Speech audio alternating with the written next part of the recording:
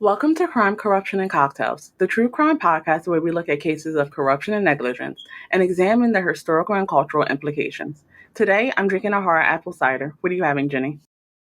I'm drinking a glass of Pinot Grigio, and on today's episode, we're ending our scammer-themed month with the Maria Duval Scam, one of the most successful mail scams and longest-running scams in history, taking over $200 million in the U.S. alone. Beginning sometime in the 1990s, people around the world started receiving letters from a psychic named Maria Duval. In these letters, Duval would offer her psychic powers and provide the receiver with everything from winning lottery numbers to recovery from an illness to avoiding future misfortune for just $40 per correspondence. The cost went up when victims purchased their additional offerings like crystals and talismans. Each letter looked to be handwritten and signed by Duval. They also included personal details to help convince the victim that they were indeed communicating with a psychic. Some were even sent with coffee stains to help them appear more realistic. In addition to payments, many letters also requested more personal details about the victim. Some even asked for photos or locks of their hair. However, postal inspectors say the Duval letters are mass produced and the talismans are worthless pieces of plastic from China. Letters were discovered in a dozen countries, including the US, Japan, Australia, and Canada. Individuals who were sick, lonely, depressed, elderly, or lower income were generally targeted due to their vulnerability. Due to the personal details in the letters, like the inclusion of their name, age, and hometown, many thought Duval's psychic abilities were real and that she was even their friend. This connection caused many victims to regularly stay in touch with the psychic. In reality, their personal information, like name and address, had been taken from quote unquote suckers lists sold by companies known as data brokers. Advertisements placed in newspapers around the world have solicited this data too, and these ads sometimes didn't even mention Maria Duval, instead asking the readers to send in everything from their zodiac sign and their time of birth to their marital status, all under the guise of a research study where they could end up winning large amounts of money. Thousands of letters were sent each month, and over 1 million mailings were estimated to have gone out in the US. The scam went even further when Duval's psychic assistant, Patrick Guerin, began offering his services to Duval's victims, which brought in even more money. Let's hear about a few of the scam's victims. Chrissy Stevens' 80-year-old mother, Doreen Robinson, was suffering from Alzheimer's disease and sending her friend, Maria Duval, thousands of dollars. Stevens told CNN Money during their investigation that her mom was, quote, lonely, bored, wanting to be wealthy and well, end quote. Likely due to her declining mental state, Robinson would sometimes send Duval money twice a day. In 1 year alone, she sent Maria Duval $2,400. Stevens discovered that her mom was tens of thousands of dollars in debt, and she had been sending a majority of her monthly fixed income payments to Duval and other scammers. And sadly, Robinson passed away in 2014. In December 1998, a 17-year-old girl from the UK named Claire was found dead in the River Ware with a letter from Maria Duval in her pocket. Claire had been in correspondence with Duval for weeks leading up to her death. According to Claire's mom, Claire was reportedly obsessed with Maria Duval and the paranormal and thinks that these interactions hurt her mental state. She told the Evening Chronicle that Claire had spent her money on, quote, buying lucky charms and pendants from Maria Duval, end quote. She added that, quote, Claire used to be a happy girl, but she went downhill after getting involved in all of this, end quote.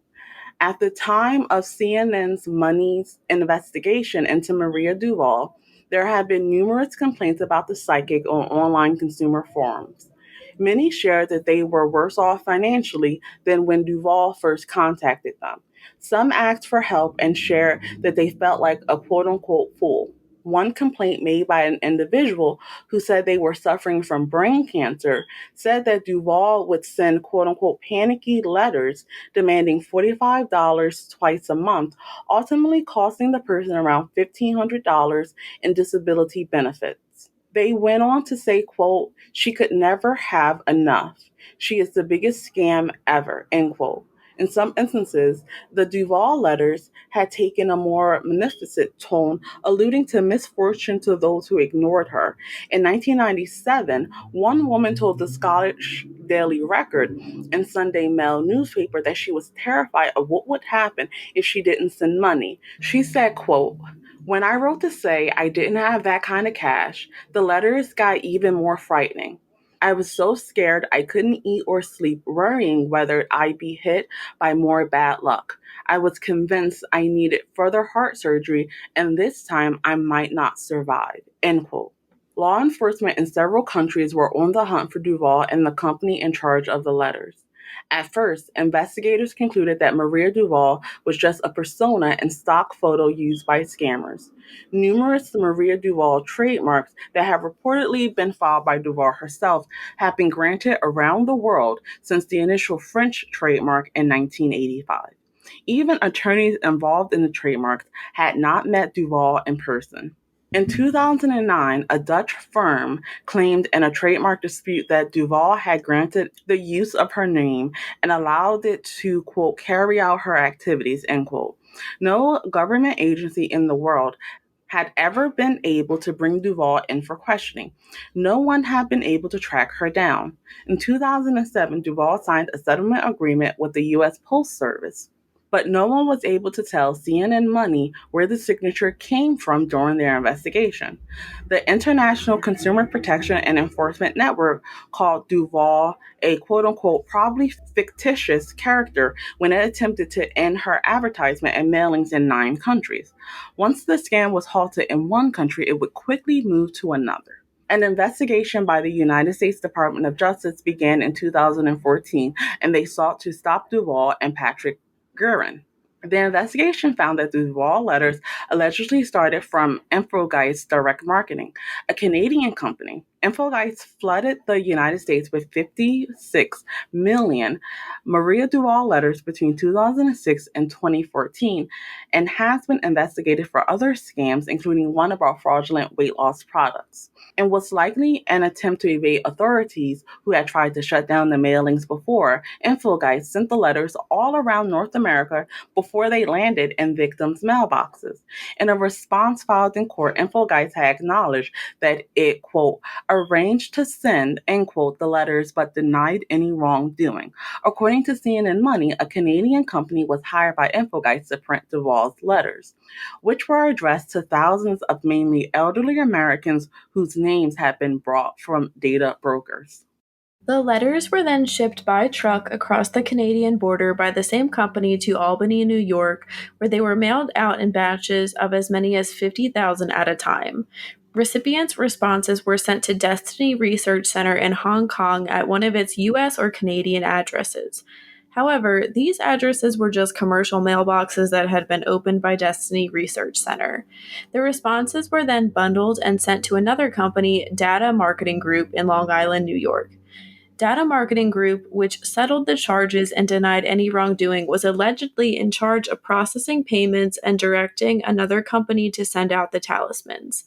They reportedly processed as much as $500,000 every 2 weeks.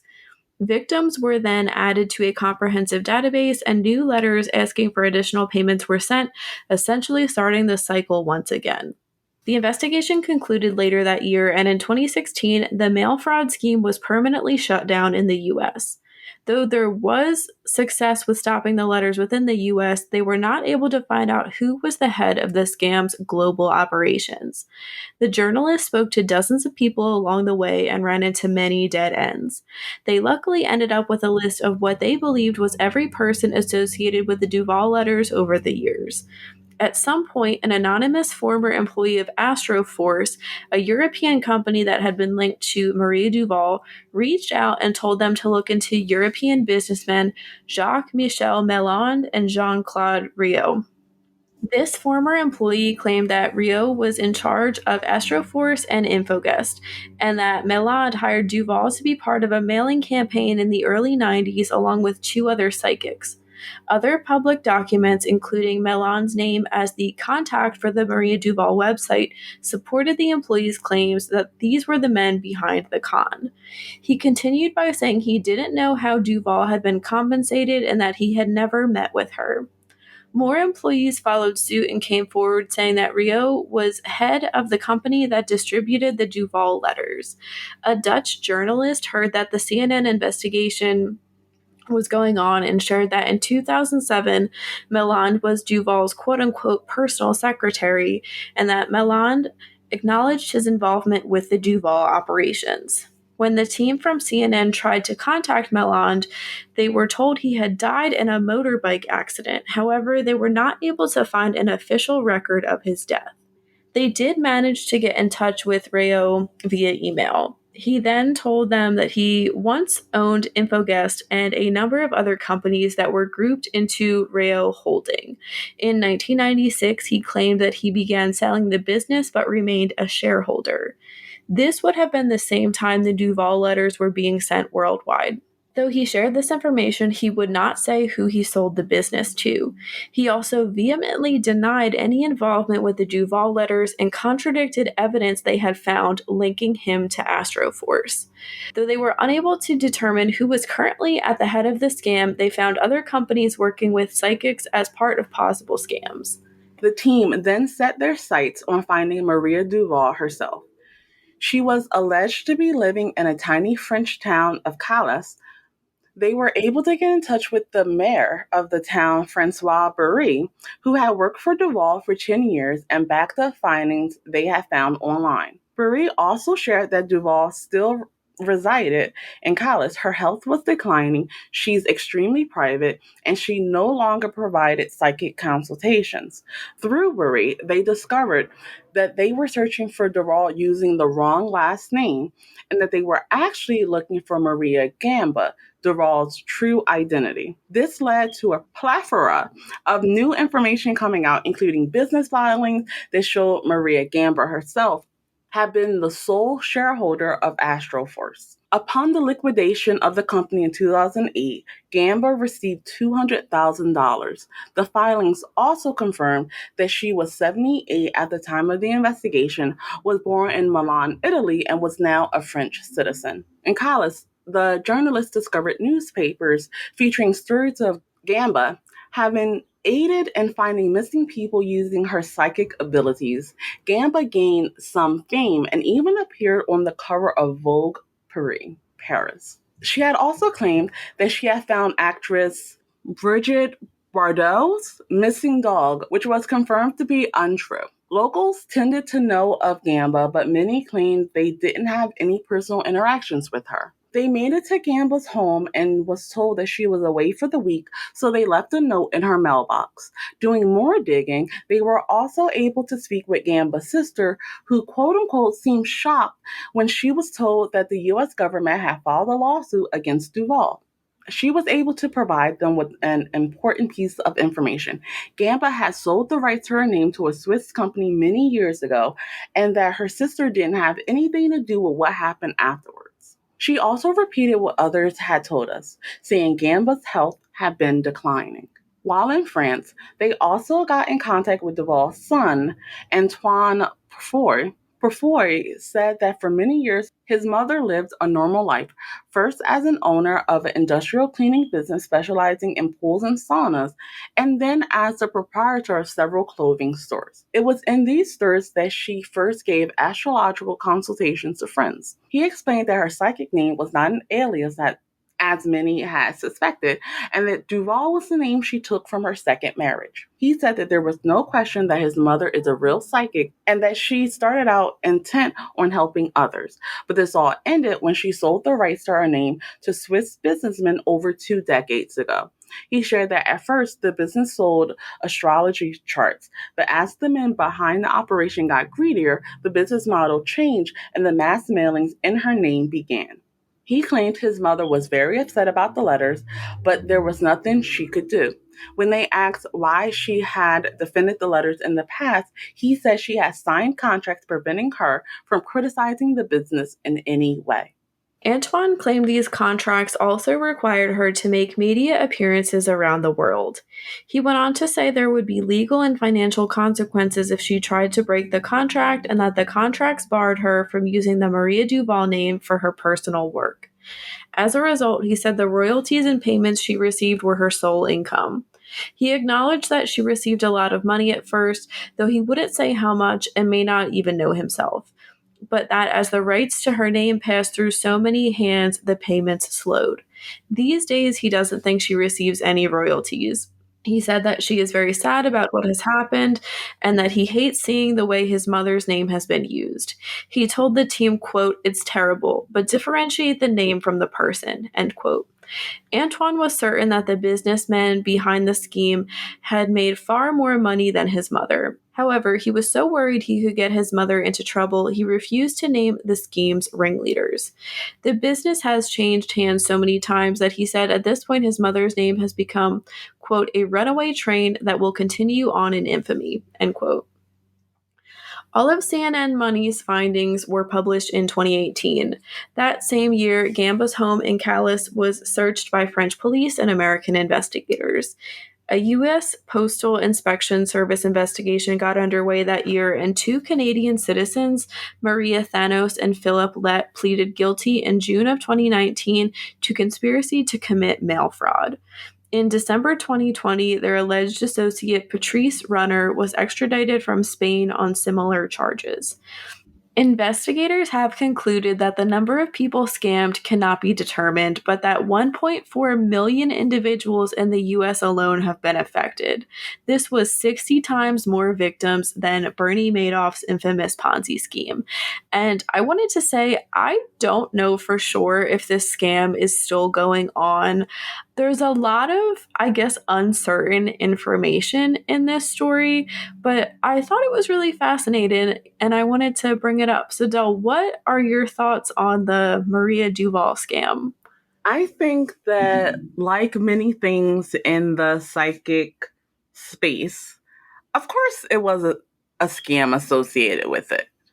I think that the fact that they targeted people that had mental health issues, cognitive decline, and were elderly is just something that these scammers do to increase their profits. I think that this case has so many twists and turns that it's really hard to navigate exactly who is at fault and where the real malice lies, like in whose hands does it lie. I think that when it comes to just the span of it, the fact that it hit so many different countries on different continents, and it was definitely a very sophisticated operation. I definitely feel really bad for the victims, both the two that we named and all the other individuals that sent money in thinking that this is what they needed to do to make their life better. When it comes to the Maria Duval name, I know we're going to touch on this a little bit later, but it just seems like a hot mess and really just gives credence to the fact that you need to own your own name, because once you sell it, you have no idea what people are going to do with it, what shady shenanigans they're going to get up to, and you then have little power to stop it. What are your thoughts? I agree with basically everything you said. I know we've talked about psychics in the past, and I know we have like some differing views on psychics, but this scam, it's impressive, not for positive reasons. It's just amazing the lengths that they went to, the number of people that were affected, the amount of money that they got within the US alone, and the way they really covered their tracks. It was really sophisticated. Like you said, I think that's the perfect wording for it. And these people were not dumb. And I doubt that they hadn't scammed before this and that, they weren't doing other scams at the same time as well. It is really sad to hear about these victims, and it does really make me sick hearing about these people that are vulnerable getting taken advantage of. And we're going to talk about that a little more in a minute, too. But I thought it was interesting to hear about the girl from the UK, and her death is likely not directly related to Maria Duval, but it's interesting to see how so many of these victims were affected in so many different ways. People just becoming so obsessed with these letters that it possibly led to their death somehow, or people thinking that we talked about the one woman from Scotland being so paranoid that she was going to get sick again. That's, I can't even imagine the amount of paranoia and fear that these people were living with. I wanted to ask Del, do you think Maria is a victim too, like her son and her sister say? Or was she just as in on the scam as the two French businessmen? So I think the answer is somewhere in the middle. I definitely don't think that she was directly involved in the formulation or the carrying out of the scam, but I find it hard to believe that someone that was successful at setting up different businesses would not be curious as to why so much money is being made off her name. And I think the fact that she was not able to criticize them through the agreement lends itself to that she knew that something was going on, but it seemed like she might have valued the financial windfall that she was getting over exposing the scam. So, was she in on it? No, but I wouldn't categorize her as a victim. And I definitely don't think that any real harm came to her as a result of this scam, except for what happened to her name. What about you? It is really hard to say, and I think the truth probably does lie somewhere in the middle. I think you can say too the fact that she's kind of like a recluse. That could go either way. Maybe she is a victim. She can't afford to do a ton of stuff. She's embarrassed by what her reputation has become. So that's part of why she's taken a step back from public life. But then you could also say, like, she knows what's going on, and that's why she wanted to take a step away from public life too. I did want to point out, and I do recommend the CNN piece. It's like a 5-part series online. It's just like 5 different articles, and then there's like a few more to kind of supplement some of the information. But they mentioned that there was another, I think he was a psychic, another man in a somewhat similar situation who could not get out of a contract for years, and his name was being used and kind of like tossed through the mud or dragged through the mud.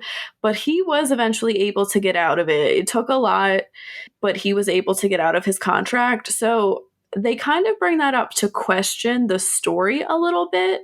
So that does make me raise an eyebrow. But at the same time, like we said, the people behind this scam know what they're doing. So maybe they did make a contract that was truly unbreakable. Maria, wasn't really thinking, maybe she was seeing the good in these people and didn't get a proper lawyer or someone to read this contract, and just went ahead with it and really got majorly screwed. Because we've talked about that many times too, where people just don't have like great representation into looking into contracts, and they realize they're kind of like selling their soul. And that's really sad. But like what you said, it's on a different level than these victims, because people lost their livelihood and were taken advantage of. And I guess you could say the same thing about Maria, but she's still living her life. I don't know too much how it affected her. I mean, if she is like truly so embarrassed and ashamed, I feel awful for that, but they're definitely victims in different senses of the word. In their research, CNN found that many psychics target elderly individuals. Astrology, palm reading, tarot cards, and mediums can be harmless when they offer insights for entertainment purposes only. But the practice can have a sinister side when so called psychics are accused of taking advantage of vulnerable people. People around the world have been scammed out of hundreds of dollars sometimes even more in these cases. Most fortune tellers start small, asking for just a few dollars to give an initial quote unquote reading. And then only when you're convinced they're the real deal do they start charging the big bucks. Here are two examples of other psychic related scams. Gina Marie Marks, who went by the name Natalie Miller, was accused of employing a number of strategies to convince people to pay for her psychic guidance, according to the Washington Post. When one woman came to see her after a painful breakup, she allegedly, quote unquote, predicted when the client's ex boyfriend would call, then use phone spoofing to make it look like he was calling when it was really the psychic herself. She was also accused of requesting thousands of dollars in cash and designer handbags from clients to place on an altar, which she never returned. Marks pled guilty to 5 counts of theft and was sentenced to 6 years in prison. She was also ordered to pay back over $340,000 she had collected over 2 years. A 64-year-old woman from Bedford, New York, told police that she paid psychic Janet Lee $11,600 for quote unquote spiritual work to remove a quote unquote dark force from her life that Lee said was preventing her from making her dreams come true, according to the Greenwich Time. Lee was arrested in 2018 and charged with third-degree grand larceny. She had run into trouble with the law before, having been arrested earlier that year and charged with scheming to defraud. She was also indicted in 2017 on charges of identity theft, forgery, and criminal possession of a forged instrument. Nygaard told News 12 Westchester that 4 other alleged victims have approached him about money they lost paying Lee for psychic services. And Nygaard, I believe, was some type of prosecutor, lawyer in this case. We have some tips on how to be diligent and to watch out for when it comes to avoiding a psychic scam. If you want to have any kind of psychic reading, always ask for the price before starting, either at the store or before your meeting. It definitely shouldn't cost an obscene amount of money. And if it does, that's also kind of a red flag. If you call ahead, you may be able to look into other locations and get an idea of what an average cost would be for the service that you want. If a fortune teller says you have a curse, need a lucky charm, or should have special candles or a prayer said for you, walk away. This is a red flag. We also know that sometimes these psychics can strike via email. Delete all spam from any alleged psychics. Avoid calling psychic hotlines as they tend to charge large fees and get you to stay on the line longer in order to rake in more money. And again, delete any emails regarding lotteries that you've never entered or heard of. Any thoughts on these scams, Del? I mean, it's just so sad. And of course, I've said this before on the podcast. I am definitely not someone who is into psychics or fortune tellers or any other thing related to it. I find all of it to be just a way to get money out of individuals without really providing any type of good service or anything related to that. And these people just reinforce why I don't like it. I think that they have a propensity to target people who are at the lowest points of their lives, and they're just looking for someone to tell them it's going to be okay, tell them what they want to hear, and then the psychics, the scammers, just make money off of it. Definitely think the tips are a great advice, and I hope that more and more people realize that if you are paying for something and the price seems completely ridiculous, or if you can't afford it, note that and just be willing to walk away, be willing to find it for a cheaper price. Though I don't agree with the entire practice, I know that there are individuals that are not scamming people in the direct way, of course, and are able to provide individuals with the fortune telling that they're looking for in a way that the people can afford it. What about you? So I've said before, I do believe in psychics and people that have abilities. I don't think everyone that says that they can do this is able to. I definitely 100% think there are scammers out there, including these people that we talked about. It is really sad. It's so ridiculous hearing the first person how they wanted designer handbags from clients to place on an altar. I'm sorry, but if you fall for that, come on. I guess relating it to the second person about how there was like a dark force, there is a lot of these scams centered around, oh, you're cursed and I can help you. And I totally understand why people would be freaked out by that and want to do what they have to, especially if it starts off at a small price, which is what we saw with the Maria Duval scam as well. But yeah, just hearing like the lengths people will go to, having like the phone spoof, that's I would never think to do that. So again, I hate to say I'm impressed by something, but good on her for committing to her scam, I guess. And then the person in New York, Janet Lee, it sounds like she's just like a lifetime scammer. And we kind of talked about people like that several times throughout this month. But yeah, just wild stuff. And to hear all the stuff she's been accused of is kind of fascinating to me.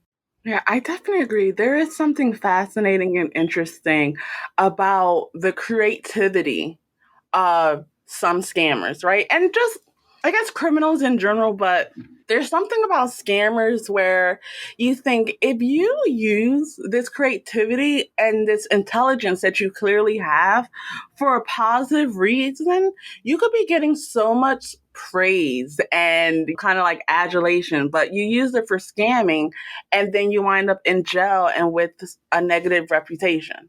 Like we said, elderly people tend to be exploited by scammers pretty often, but why exactly is that? One of the biggest reasons is that seniors typically have more money and savings with little debt, while young adults have student loans, mortgages, and debt. However, it's not just wealthy seniors that are targeted.